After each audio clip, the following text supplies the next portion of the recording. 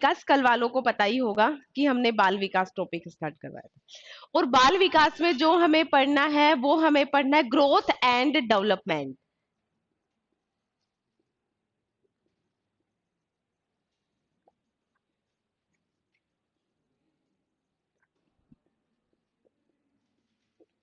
वृद्धि एवं विकास।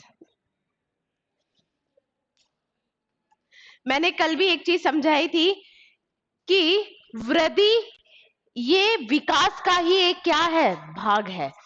विकास का अर्थ होता है व्यापक, है ना।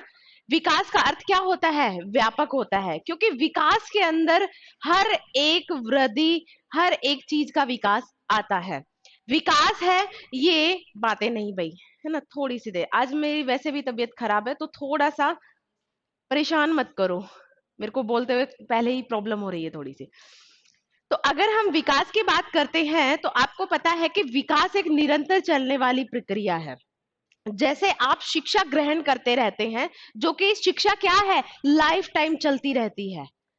शिक्षा क्या है, लाइफ टाइम चलती रहती है। तो उसी तरीके से लाइफ टाइम चलती रहती है और उससे आपका मानसिक विकास होता रहता है, आपके व्यवहार में चेंजेस आते हैं। तो यही सब क्या है, विकास है। तो हम बोल सकते हैं कि विकास एक निरंतर चलने वाली प्रक्रिया है, जिसमें परिमाणात्मक और मात्रात्मक दोनों ही विकास होते हैं। मतलब उसमें क्वालिटेटिव और क्वांटिटेटिव दोनों ही विकास होते हैं। अगर मैं वृद्धि की बात करूं तो वृद्धि में सिर्फ क्वांटिटी में चेंज होता है। किसमें चेंज होता है, क्वांटिटी में। मतलब अगर मैं बात करूं तो वृद्धि या ग्रोथ में किसे बोल सकती हूँ, आपके शरीर का बढ़ना। आपके शरीर का बढ़ना, ये क्या हो सकता है, ये आपकी वृद्धि हो सकती है, ये आपकी ग्रोथ हो सकती है। पहले आप छोटे थे, फिर आप बड़े हो गए। पहले आपके ब्रेन का साइज छोटा था, अब ब्रेन का साइज बढ़ चुका है। पहले आपके हाथ पैर छोटे थे, अब बड़े हो चुके हैं। ये क्या हो गया, ये ग्रोथ का पार्ट हो गया। ग्रोथ भी किसका पार्ट है, विकास का ही एक हिस्सा है। अगर वो पूछता है कि विकास क्या है, तो और अगर उसमें क्वालिटेटिव और क्वांटिटेटिव दोनों ही चेंज दे रखे हैं तो हम दोनों की ही बात करेंगे। लेकिन अगर एक दे रखा है तो हम क्वालिटी की बात करेंगे। किसकी बात करेंगे, क्वालिटी की, कि प्रायोरिटी किसे देनी है। वैसे तो विकास के अंदर दोनों ही आते हैं, गुणात्मक परिवर्तन और मात्रात्मक परिवर्तन दोनों ही आते हैं। लेकिन ऐसा कई बार होता है कि वो दोनों ना देके दोनों को अलग अलग ऑप्शन में दे देता है, और फिर हमें बेटर चूज करना पड़ता है। वैसे तो अगर दोनों को अलग अलग ऑप्शन में देगा तो एक और ऑप्शन होगा ए और बी दोनों।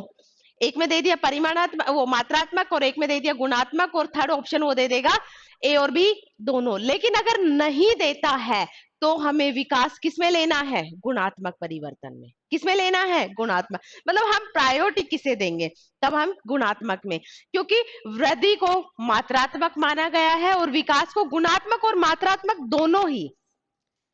मैंने बता दिया ना कि किस कंडीशन में हमें एक को चूज करना है, अदरवाइज है तो दोनों ही। तो लिखिए,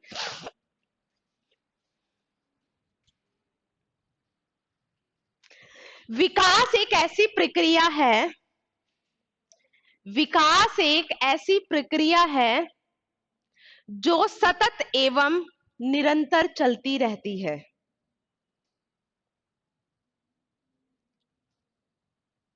जो सतत एवं निरंतर चलती रहती है, जिसमें जिसमें परिवर्तन यानी कि क्वालिटेटिव चेंजेस, गुणात्मक परिवर्तन यानी कि क्वालिटेटिव, लिख रखा है। विकास एक ऐसी प्रक्रिया है जो सतत एवं निरंतर चलती रहती है, ठीक है। जिसमें गुणात्मक, क्वालिटेटिव चेंजेस एंड परिमाणात्मक या मात्रात्मक, जिन्हें मापा जा सकता है।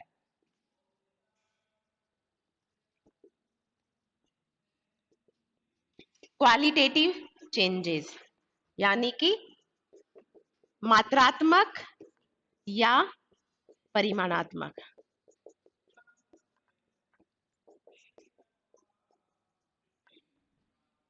और यहां हो जाएगा क्वालिटेटिव और क्वांटिटेटिव। अच्छा, है ना, थोड़ा सा मेरे वर्ड्स पे भी चले जाओ।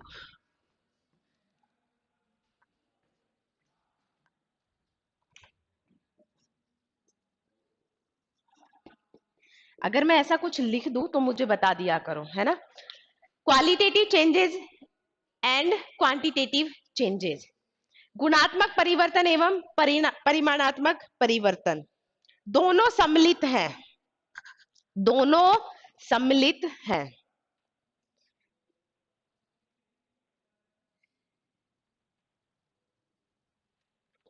देखो, विकास है ना वो प्रोग्रेसिव, मतलब लगातार चलती रहती। ऑर्डरली मतलब एक क्रम में चलती है।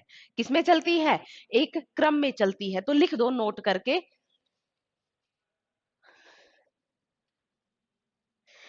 Development is progressive and,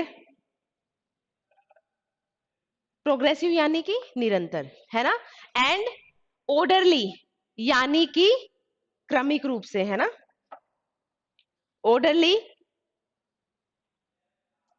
sequence changes,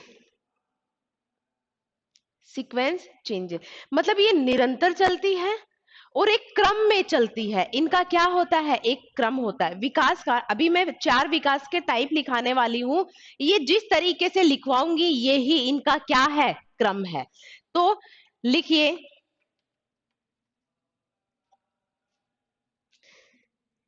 विकास गर्भ से कब्र तक चलने वाली प्रक्रिया है। वोम्ब टू टोम्ब,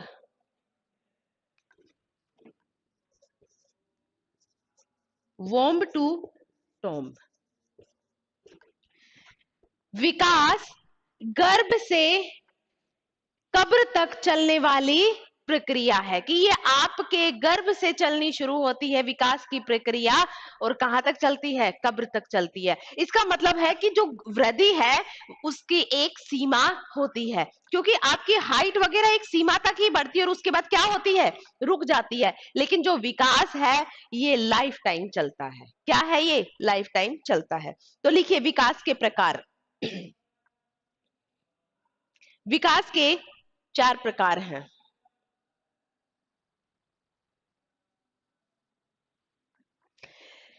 सबसे पहले लिख दीजिए फिजिकल डेवलपमेंट, यानी कि शारीरिक विकास, यानी कि शारीरिक विकास। कॉग्निटिव डेवलपमेंट, यानी कि संज्ञानात्मक विकास।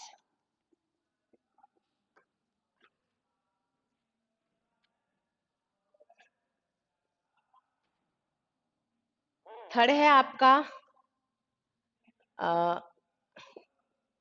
सोशल डेवलपमेंट,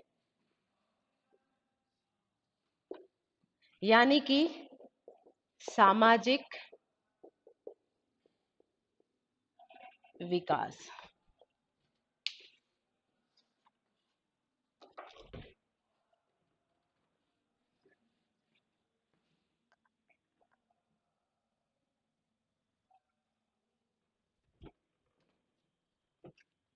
और फोर्थ है आपका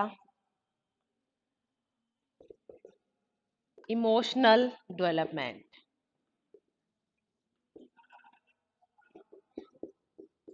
यानी कि संवेगात्मक।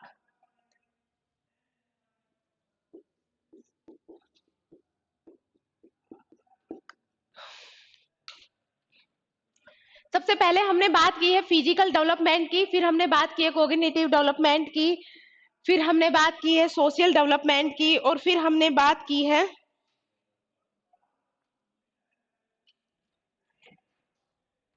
Cognitive development. फिर हमने बात की है सोशल डेवलपमेंट की, और फिर हमने बात की है इमोशनल डेवलपमेंट की। याद रखना इनका क्रम भी ये ही है, इनका क्रम भी ये ही है। PCSE, physical development, cognitive development, social development और इमोशनल डेवलपमेंट, इनका क्रम भी पूछ लेता है।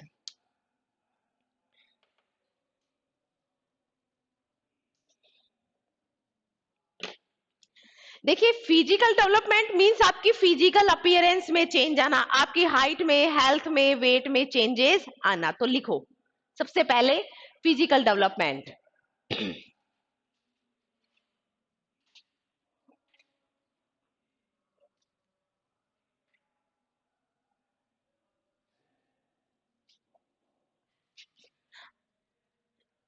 हाइट में, है ना, height, weight, height, weight, size, shape आदि में परिवर्तन, हाइट, वेट, साइज, शेप आदि में परिवर्तन।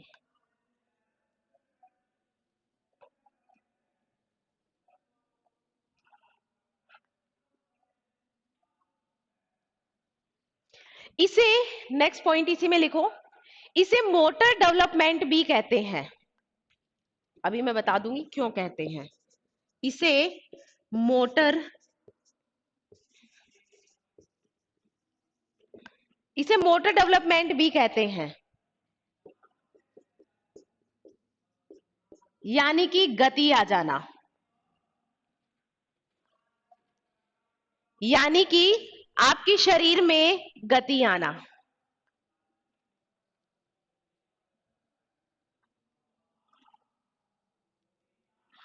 To types of motor development, ये भी पूरा एक साथ समझा दूंगी, है ना।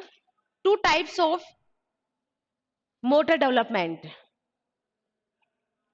फर्स्ट वन इज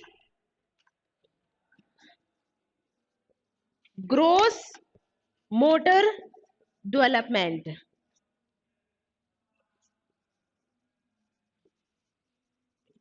ग्रोस को हिंदी में क्या बोलते हैं? सकल मोटर विकास।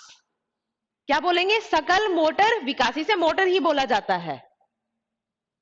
आपके अंदर नर्व्स होती है ना, सेंसरी नर्व्स और आपकी मोटर नर्व्स, ये उसी मोटर नर्व की बात हो रही है। बायो में पढ़ा होगा 10th स्टैंडर्ड में, सेंसरी वो आपकी जो ये सेंसेस वाली नर्व्स होती है और एक होती है मोटर नर्व्स। मोटर नर्व वही होती है जो आपको कोई भी एक्शन करने के लिए वो करती है, और सेंसरी नर्व्स वही होती है जो आपको सेंस करवाती हैं, ठंडा है, गर्म है, जो भी है, बोलना है, ये भी जो भी आपके सेंसेस करवाती है। तो ग्रोस मोटर डेवलपमेंट, सकल मोटर विकास। और इसी के अंदर गैप, एक लाइन छोड़, दो लाइन छोड़ के लिख देना, ताकि मैं ग्रोस मोटर डेवलपमेंट के अंदर भी आपको लिखवा दूं। और फिर लिख दीजिए आप फाइन मोटर डेवलपमेंट, और इसे हिंदी में भी आप ऐसे ही लिखेंगे, फाइन मोटर विकास।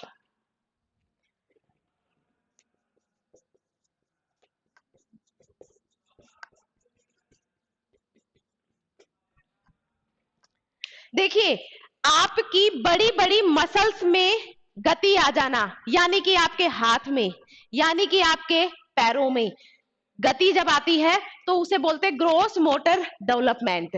लेकिन जब आप फाइन काम करने लग जाते हैं, जैसे लड़कियां मेकअप, मेकअप एक फाइन आर्ट है, मेकअप एक फाइन आर्ट है, हर किसी से लाइनर नहीं लगता है, नहीं लगता है, और जिनसे नहीं लगता है समझ लो उनके अभी तक फाइन मोटर डेवलपमेंट का विकास नहीं हुआ है। मेरा भी नहीं हुआ है, मेरे को भी नहीं आता है। ये वाकई ही पेंटिंग, मेहंदी, ये फाइन काम है। आपके ये जो आपकी फिंगर्स है, इनका सिंक्रोनाइजेशन शुरू हो जाता है आपकी बड़ी मसल्स के साथ, और ये बड़ी मसल्स के साथ जब सिंक्रोनाइज कर पाती है तभी आप फाइन काम कर पाते हैं, मतलब बहुत ही बारीक काम। तो अब समझ लो जिन जिन को लाइनर लगाना नहीं आया है अभी तक, बाकी का मेकअप आ गया, इसका मतलब है कि अभी उनकी फाइन मोटर है उसका विकास चल ही रहा है। नहीं, मुझे लाइनर के अलावा तो सब लगाना आता है, है ना। मैं मेहंदी वेहंदी लगा लेती हूँ, पता नहीं ये लाइनर वाली कब डेवलप होगी, कभी तो होगी ही। चलो, तो ग्रॉस का मतलब आपकी बड़ी वाली मसल्स, और फाइन का मतलब है आपकी वो छोटी वाली मसल्स जो आपको बारीकियों वाले काम करना सिखा देती है। तो लिखिए, ग्रोस मोटर डेवलपमेंट, इसे जीएमडी भी बोल देते हैं। बड़ी मसल्स यानी कि आर्म्स, बड़ी मसल्स यानी कि आर्म्स, लेग्स आदि, आर्म्स, लेग्स आदि।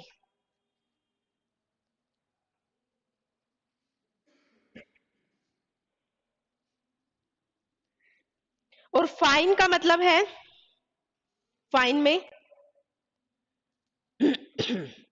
लिखो, जीएमडी के एग्जाम्पल भी साथ ही लिख दो।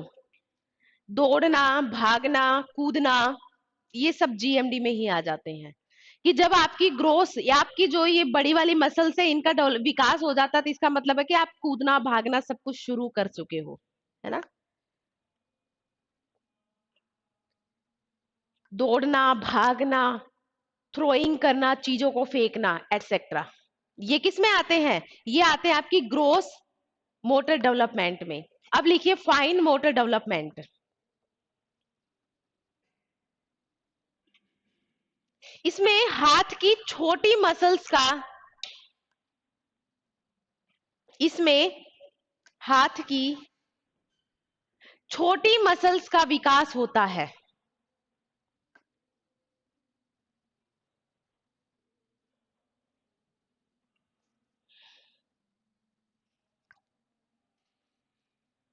और एग्जाम्पल लिख लीजिए, काजल लगाना, मेकअप करना, अरे मजाक की बात नहीं है, सच्ची है ये, ड्राइंग, पेंटिंग, मेहंदी, काजल लगाना, मेकअप करना, आईलाइनर लगाना।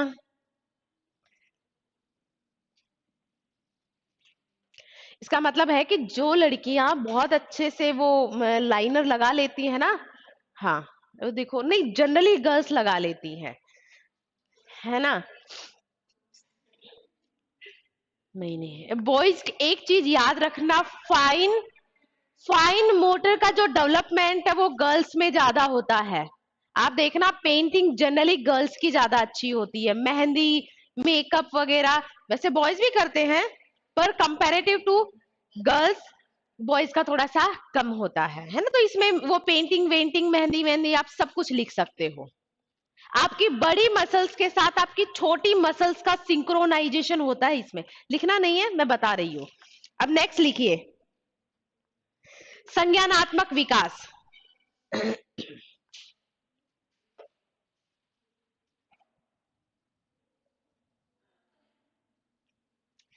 इसमें बौद्धिक क्षमताएं आती हैं।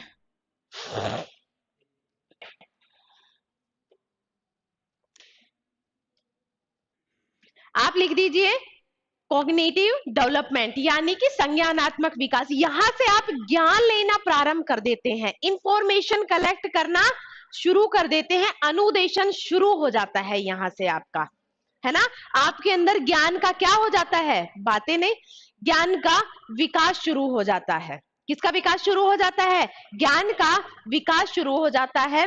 और जब आपके अंदर ज्ञान का विकास शुरू होता है, तो ऑब्वियस सी बात है कि आपका एप्टीट्यूड लेवल, आपकी लॉजिकल पावर यानी कि आपकी तर्क क्षमता, और ये सब क्या होता है, बढ़ जाता है। आपकी सोचने की क्षमता बढ़ जाती है। तो लिखिए, इसमें इसमें बौद्धिक क्षमता का विकास होता है।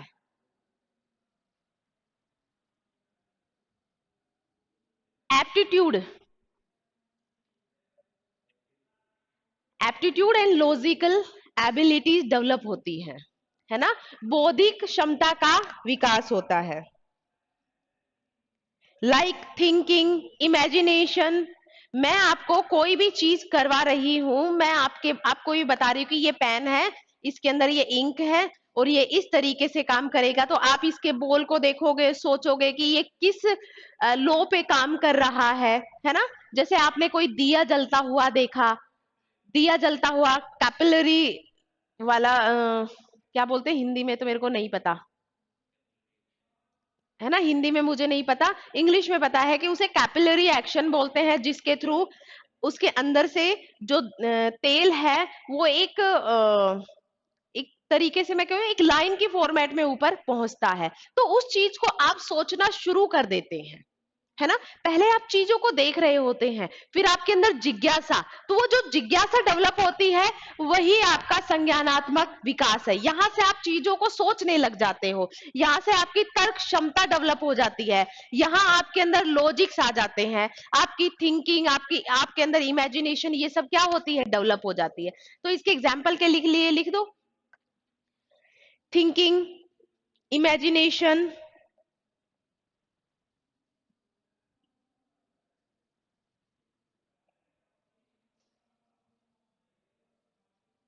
एटसेट्रा।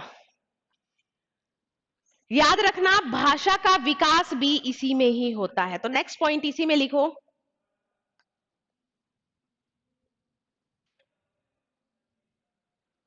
भाषा का विकास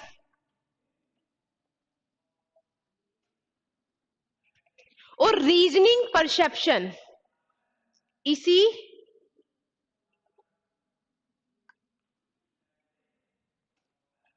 इसी में विकसित होते हैं। मतलब संज्ञानात्मक विकास में ही आपका रीजनिंग परसेप्शन और आपकी भाषा का विकास यहीं पे ही होता है।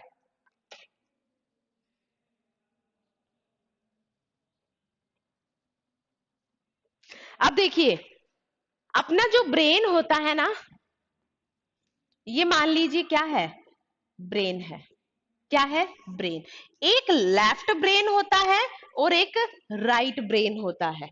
याद रखना, जो लोग बहुत ज्यादा क्रिएटिव हैं, इसका मतलब है कि उनका राइट वाला पार्ट ज्यादा एक्टिव है, और जिनकी भाषा बहुत ज्यादा अच्छी है, यानी कि उनका लेफ्ट वाला पार्ट बहुत क्रिएटिव। मतलब आपके भाषा का विकास आपके लेफ्ट ब्रेन में, और आपके अंदर जो क्रिएटिविटीज होती है वो सब किस में होती है, राइट में। मेकअप भी एक क्या है, क्रिएटिविटी ही है। मेकअप भी क्या है, एक क्रिएटिविटी ही है।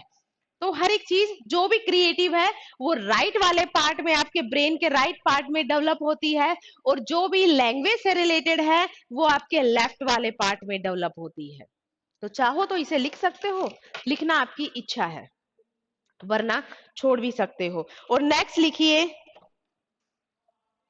Social development.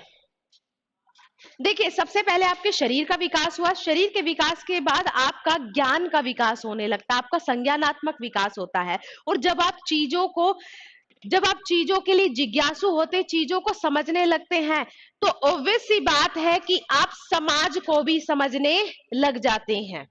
आप समाज के लिए एथिकल थिंग्स को समझने लग जाते हैं कि क्या चीज समाज के अनुसार ठीक है और क्या चीज नहीं है। और जब आप समाज से जुड़ते हो तो इसका मतलब है कि आपका भावनात्मक विकास हो गया है, आपका संवेगात्मक विकास हो गया है। तो लिखिए, सामाजिक विकास तीसरा है ना, सोशल डेवलपमेंट।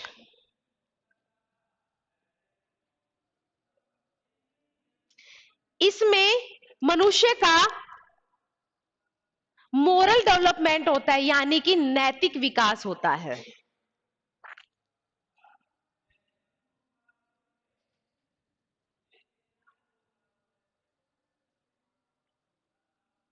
और जब मनुष्य का नैतिक विकास होता है, उसी से उसके अंदर क्या आते हैं, इमोशंस आते हैं। तो फोर्थ लिख दीजिए, संवेगात्मक विकास। बता दिए ना, ये आपके अंदर सामाजिक समाज को लेके जो भी एथिक्स होते हैं कि क्या अच्छा है, क्या बुरा है, क्या सही है, क्या गलत है, लोगों को आप समझने लग जाते हो। आप छोटों के साथ कितना प्यार से ट्रीट करते हो, बड़ों के पैर छूते हो।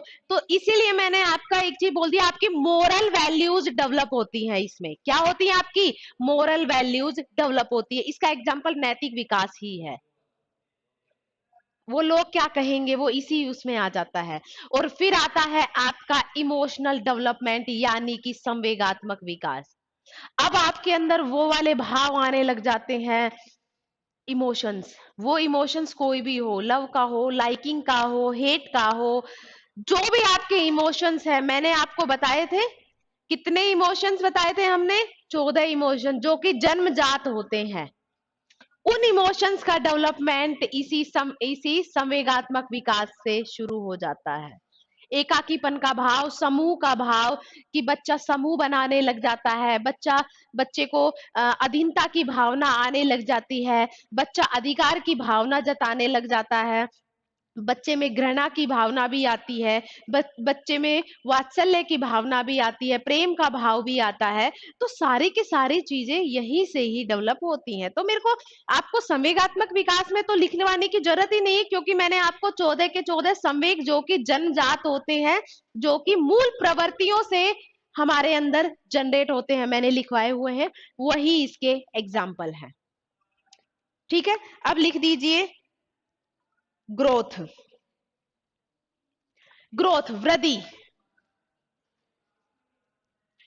ग्रोथ यानी कि वृद्धि। संवेगात्मक में जितने भी आपके प्रेम वाला, हेट वाला, युद्ध वाला, क्रोध वाला, ठीक है, आपके अधिकार की भावना वाला, अधीनता की भावना वाला, ये सारे के सारे संवेग किस में आएंगे?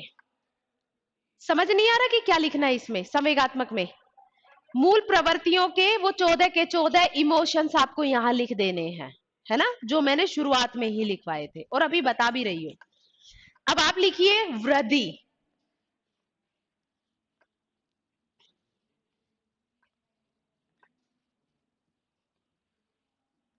यह विकास का ही एक भाग है।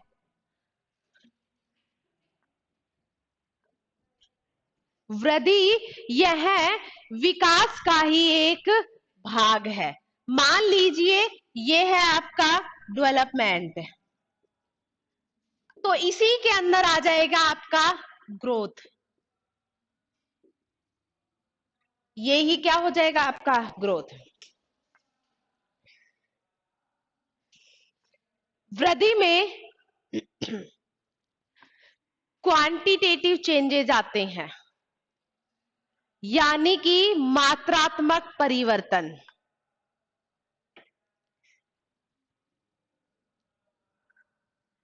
यानी कि मात्रात्मक परिवर्तन कौन से आते हैं? Quantitative changes. इन्हें ही हम स्ट्रक्चरल चेंजेस बोलते हैं। आपका स्ट्रक्चर चेंज होता है, इन्हीं को हम क्या बोल देते हैं? Quantitative changes.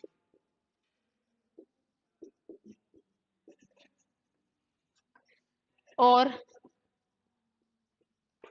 स्ट्रक्चरल चेंजेस, और स्ट्रक्चरल चेंजेस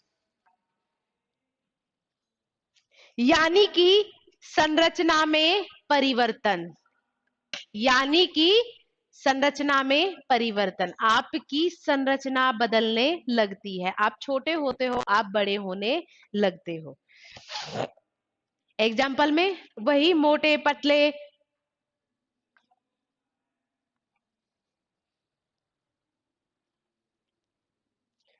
हाइट, वेट, सब कुछ लिख सकते हो इसमें। जो भी चीजें मापी जा सकती है, जिन्हें मापने का एक पैमाना होता है, हाइट को माप सकते हैं लंबाई से, वेट को तोल सकते हैं, ठीक है, आपकी चौड़ाई को माप सकते हैं। तो ये सारी चीजें किस में आ गई? ये आ गई आपकी वृद्धि में। किस में आ गए हैं? वृद्धि में आ गए। जिसे मात्राओं में मापा जा सके, जिसे मात्राओं में या यूनिट्स में मापा जा सके।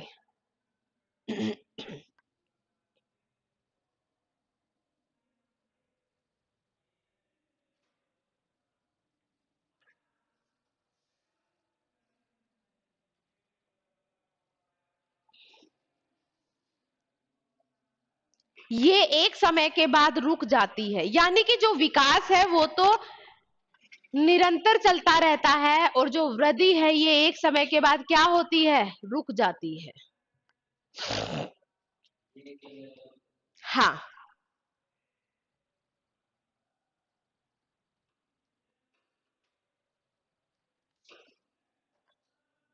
1 और 9 है। आपकी हाइट एक लिमिट तक ही बढ़ेगी।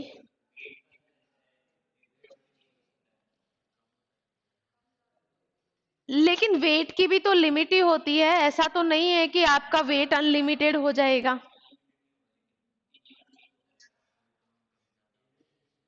देखो, इसे इसलिए भी बोला जाता है कि वो बात अलग है कि किसी का बहुत ज्यादा बढ़ जाता है, किसी का बहुत ज्यादा कम हो जाता है, लेकिन क्या कहते हैं, लिमिट तो होती है ना इनकी। लेकिन ज्ञान की कोई लिमिट नहीं होती। आपका मानसिक परिवर्तन कितना होगा, कब तक होगा, इसकी कोई लिमिट नहीं है। अपन क्या मानसिक परिवर्तन की वो बना सकते हैं क्या टेबल की, भाई यहां से इस एज तक इतना होगा, क्या हम उसे माप सकते हैं? आप उसके साथ साथ, लिमिट के साथ साथ ये भी देखो कि वो निरंतर नहीं चलता है, और विकास क्या है, निरंतर चलता रहता है ना। एक्सेप्शन हर जगह मिलते हैं कि भाई वेट बढ़ता रहता है, कम होता रहता है, लेकिन हम उसे वैसे तरीके से ना सोचे। क्या हम इतना लिख सकते हैं ना कि 10 की उम्र तक इतना वजन हो जाता है, इस उम्र तक, तो उसका पता लगाया जा सकता है। लेकिन आप क्या विकास का पता लगा सकते हैं? क्या इसके हर एक पहलू को मापा जा सकता है? नहीं मापा जा सकता, क्योंकि ये बहुत ही क्या है, व्यापक है। ठीक है। हाँ, ऐसे देखना है। ऐसे तो एक्सेप्शन मिल जाएगा, है ना, उसे एक्सेप्शन के परसेप्शन से नहीं देखना है। लिखिए, जिसको यूनिट्स में मापा जा सके, है ना, या मात्राओं में मापा जा सके, वो क्या होता है, ग्रोथ होता है। और जिसका आकलन किया जाए, आकलन यानी कि ऑब्जर्वेशन, एनालिसिस, है ना, जिसका आकलन, वो मतलब कोमा, ऑब्जर्व, जिसका आकलन, कोमा ऑब्जर्व, कोमा असेसमेंट कर पाए, वो क्या है, विकास है। कि मुझे ये तो पता चल रहा है कि पहले इसको ये चीजें नहीं आती थी और अब ये इस चीज को कर पा रहा है, पहले ये इन चीजों को नहीं समझ पाता था, अब ये इस चीज को समझ पा रहा है। लेकिन क्या मैं उसे तोल सकती हूँ, क्या मैं उसे माप सकती हूँ? क्योंकि वो मेरे लिए, मैं सिर्फ उसे ऑब्जर्व कर पा रही हूँ, मैं उसे सिर्फ एनालिसिस कर पा रही हूँ, मैं उसका परीक्षण तो कर पा रही हूँ, लेकिन मैं उसको किसी भी तरीके का मात्राओं में नहीं माप पा रही हूँ। और जिस चीज को मात्राओं में नहीं मापा जा सके, वही क्या है, विकास है।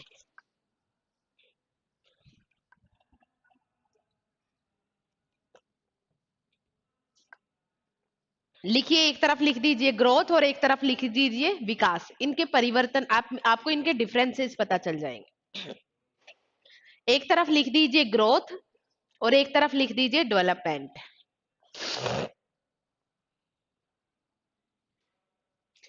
ग्रोथ में लिखिए, यह मात्रात्मक, परिमाणात्मक, ओब्लिक ओब्लिक करके लिखते जाओ, मात्रात्मक ओब्लिक परिमाणात्मक ओब्लिक क्वांटिटेटिव, मात्रात्मक ओब्लिक परिमाणात्मक ओब्लिक क्वांटिटेटिव चेंजेस आते हैं, है ना, परिवर्तन आते हैं। डेवलपमेंट में लिखिए, यह परिमाणात्मक के साथ साथ,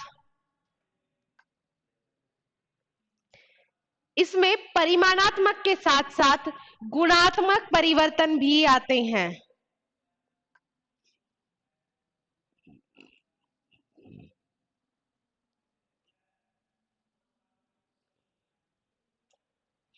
ठीक है। अब लिखिए ग्रोथ में, इसमें शारीरिक परिवर्तन आते हैं। दूसरा पॉइंट लिखिए, ग्रोथ में इसमें शारीरिक परिवर्तन आते हैं।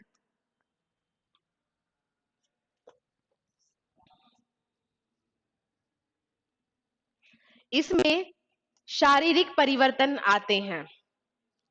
जबकि आप उसमें लिखे विकास में, विकास में इसमें शारीरिक, मानसिक तथा व्यवहारिक तीनों ही परिवर्तन आते हैं। इसमें सामाजिक, वो क्या बोलते हैं, शारीरिक, मानसिक एवं व्यवहारिक तीनों परिवर्तन आते हैं।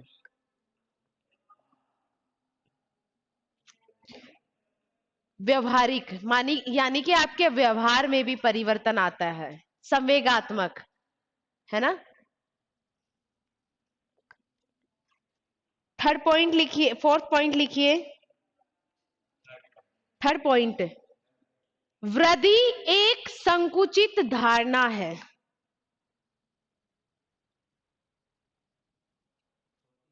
हाँ, संकुचित यानी कि बहुत ही छोटी, है ना। संकुचित धारणा है। इसे यूनिट्स में मापा जा सकता है।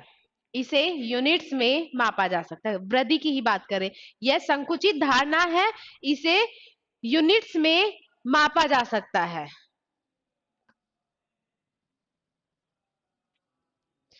विकास में लिखिए, यह व्यापक है। यह व्यापक है। इसे मापना कठिन है। इसे मापना कठिन है। इसका अवलोकन किया जाता है, यानी कि इसका ऑब्जर्वेशन, असेसमेंट किया जाता है। इसका अवलोकन किया जाता है।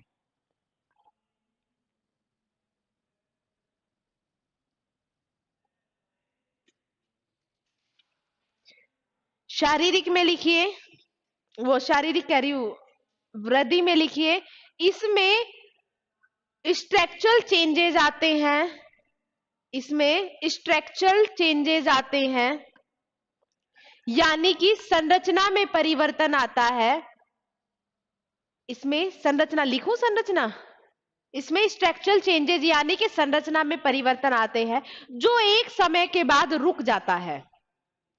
जो एक समय के बाद क्या होता है, रुक जाता है।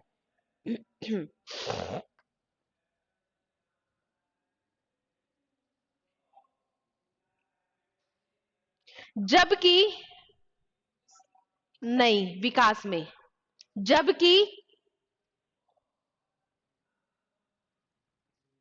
जबकि विकास में लिखना है, जबकि इसमें फंक्शनल चेंजेज, फंक्शनल चेंजेज, प्रक्रियात्मक परिवर्तन, फंक्शनल चेंजेज यानी कि प्रक्रियात्मक परिवर्तन आते हैं,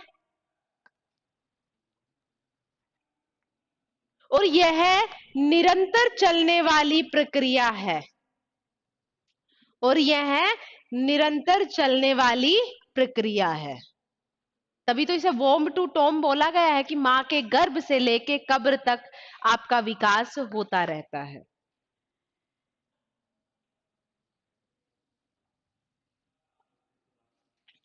अच्छा, मैं एक चीज पूछूं आपसे,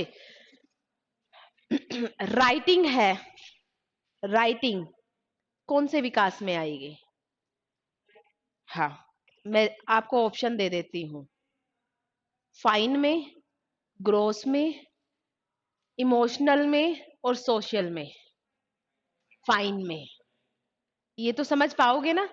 याद रखना, ग्रोस मोटर डेवलपमेंट के बाद ही फाइन मोटर डेवलपमेंट का विकास होता है। तो लिख दो एक पॉइंट बना के, ग्रोस मोटर डेवलपमेंट के बाद ही, जीएमडी के बाद ही, ग्रोस मोटर डेवलपमेंट के बाद ही फाइन मोटर डेवलपमेंट का विकास होता है। नोट करके लिख दो, एक नोट बनाओ और उसमें लिख दो कि ग्रोस मोटर डेवलपमेंट के बाद ही फाइन मोटर डेवलपमेंट का विकास होता है। तो एक बार ग्रोस में और फाइन में डिफरेंस भी लिख लो। अब याद रखना, वो आपसे ये नहीं पूछेगा कि ये क्या बोलते हैं, भावनात्मक विकास कौन सा होता है, शारीरिक विकास कौन सा होता है। वो आपसे कैसे पूछेगा कि आपके अंदर अधिकार की भावना आ गई है, कौन सा विकास हुआ है? भावनाएं सारी किसके अंदर आएंगी? संवेगात्मक में। भावनाएं सारी किस में आएंगी? संवेगात्मक में, इमोशनल डेवलपमेंट में। ठीक है, इमोशन डेवलपमेंट में आएगी, भावनात्मक विकास में आएगी। ठीक है, तो आपको इस तरीके से ये चीजें समझ जानी है। ठीक है, कि आप रीजनिंग में बहुत अच्छे हैं, इसका मतलब है कि आपका कौन सा विकास हो चुका है? आपका संज्ञानात्मक विकास हो चुका है। आप मैथमेटिक्स में, आप किसी भी विषय में बहुत अच्छे हैं, तो आपका कौन सा विकास हो गया है? आपका संज्ञानात्मक, यानी कि आपका ज्ञानात्मक विकास हो गया। तभी तो आप थिंकिंग कर पा रहे हैं, तभी आप इमेजिनेशन कर पा रहे हैं। तो लिखिए, एक तरफ लिख दीजिए फाइन मोटर और एक तरफ लिख दीजिए ग्रोस मोटर।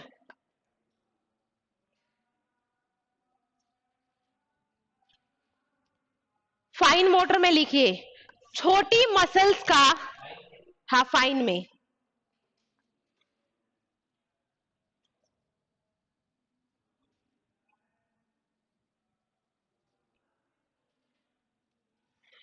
छोटी मसल्स का सिंक्रोनाइजेशन, सिंक्रोनाइजेशन यानी कि तालमेल,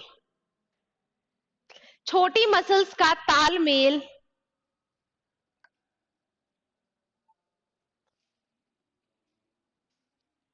बड़ी मसल्स के साथ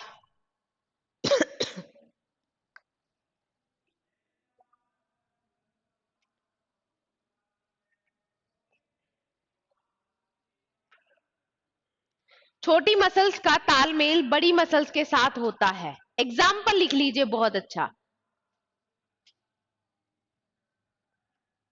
हाथ का अंगुलियों और आपकी आंखों के साथ तालमेल, हाथ का आपकी अंगुलियों और आंखों के साथ तालमेल।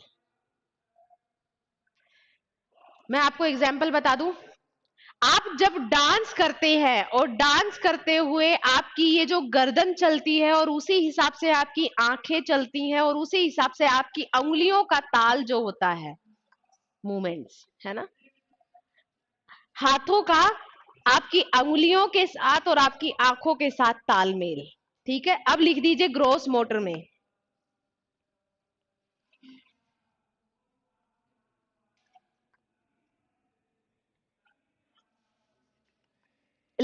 वो लार्जर मसल्स का मूवमेंट, लार्जर मसल्स का मूवमेंट, बड़ी मांसपेशियों का मूवमेंट को क्या बोलेंगे भाई हिंदी में? गति, गति में आ जा, गति आ जाना, बड़ी मांसपेशियों में गति आ जाना।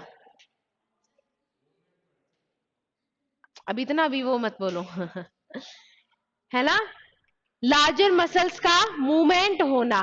ठीक है,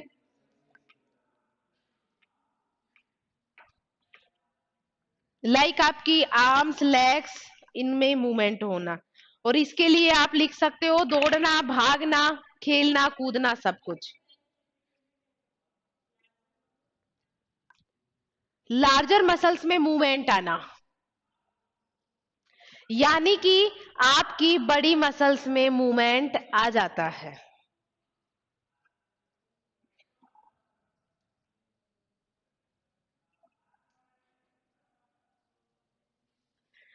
ऐसे तो विकास की अवस्थाएं वगैरह भी हैं, लेकिन वो विकास की अवस्थाएं आपको जानने की जरूरत नहीं है। आपके लिए इतना ही जानना जरूरी है, जो कि आपका आज थ्योरेटिकल पार्ट आपका कंप्लीट हो चुका है। कोई भी पार्ट अगर ऐसा लगता है मुझे कि ये आपको करवा देना चाहिए, जब हम क्वेश्चंस डिस्कस करेंगे, क्वेश्चंस मैं आपको पीडीएफ की फॉर्मेट में ही दे दूंगी, पेज की फॉर्मेट में आपको ऑब्जेक्टिव वो मतलब पेज की फॉर्मेट में मिल जाएंगे, तो हम वहां डिस्कस करेंगे। तो कोई भी पार्ट अगर मुझे ऐसा इंपॉर्टेंट लगता है तो मैं उसी पेज में वहीं पे ही छोटा छोटा लिखवा दूंगी। ठीक है, क्वेश्चंस का एक बार डिस्कशन हो जाएगा तो आपके लिए अब आपके 2-3 दिन का गैप रहेगा। 2-3 दिन के बाद मैं जिस भी दिन लूंगी उस दिन हम क्वेश्चंस को 1.5-2 घंटे जो भी हमारी कैपेसिटी बनेगी हम बैठ के डिस्कस कर लेंगे। जो रह जाएंगे वो आप खुद कर लेना। ठीक है, मतलब आपका माइंड इस लेवल तक आपका वो कर दिया जाएगा तैयार, आपको इस लेवल तक प्रिपेयर कर दिया जाएगा कि आप उन क्वेश्चंस को खुद से कर पाएंगे। ठीक है, तो वो हम अभी टाइप होने में टाइम लगेगा, तो वो 2-4 दिन में, जिस भी दिन टाइप होते हैं तब तक आप इसको तैयार करके रखना है ना, सारे नोट्स को। ठीक है, तो आज के लिए थैंक यू क्लास। आज आपका पूरा थ्योरेटिकल पार्ट कंप्लीट हो चुका है। ठीक है, बाकी के क्वेश्चंस में और भी क्वेश्चंस लिख रही हूं, लगभग आपको अच्छे क्वेश्चंस का कलेक्शन दे दिया जाएगा जहां तक आपके आ सकता है।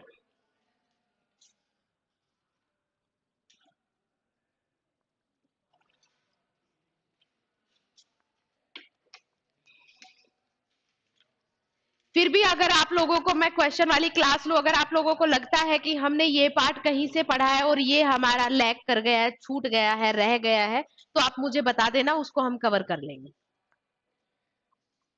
अब अच्छे से तैयारी वैयारी करो, आप लोगों के एग्जाम में ज्यादा टाइम बचा नहीं है, हार्डली 1.5 मंथ है, अगर आपका मई में होता है तो। और जो